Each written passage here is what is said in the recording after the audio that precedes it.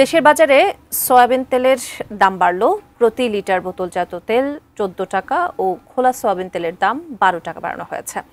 সচিবালয়ে ভোজ্য তেলের আমদানি ও সরবরাহ সহ সার্বিক বিষয়ে আয়োজিত পর্যালোচনা সভা শেষে বিকেলে বাণিজ্য উপদেষ্টা শেখ বশির উদ্দিন একথা জানান।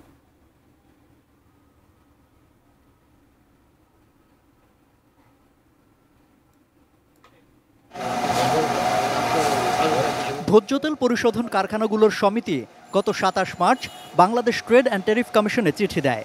যে চিঠিতে 31 মার্চ ভোজ্য তেলের আমদানি পর্যায়ে শুল্ক কর অব্যাহতির মেয়াদ শেষ হওয়ার কথা উল্লেখ করে সয়াবিন তেলের দাম বাড়াতে চাওয়ার ইচ্ছা জানিয়েছিলেন ব্যবসায়ীরা।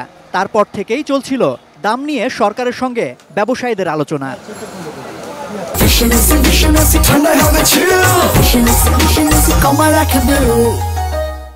গেল রোববার রাতে vegetable oil refiners and Vanaspati manufacturers association soybean তেলের দাম বাড়ানোর ঘোষণা দেয়, তবে সেটি তখনই কার্যকর হয়নি।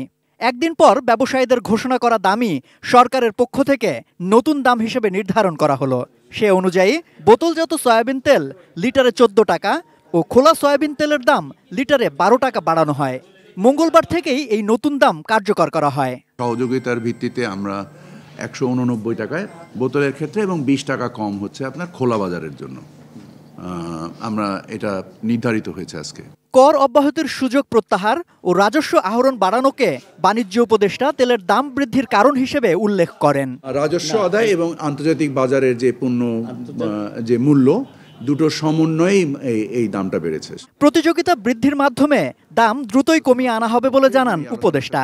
সেই সাথে সরকার ঘোষণা করার আগেই তেল মিল মালিকরা দাম ঘোষণা করতে পারেন না বলেও মন্তব্য করেন তিনি। না, এটা ইটস এ ডিফল্ট, ওনারা এই কাজটা করতে পারেন না। আমাদের ভোক্তা অধিকার নিশ্চয়ই এটার ব্যাপারে ব্যবস্থা নেবে।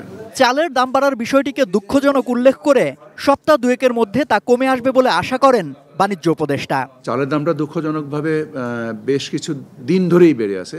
2 সপ্তাহের ভিতরে আমরা আশা করি বাজারে নতুন ধানটা উঠে আসলে আল্লাহর রহমতে বাজার আরো সহনীয় হয়ে। সম্রাট আনোয়ার, এটিএন নিউজ, ঢাকা।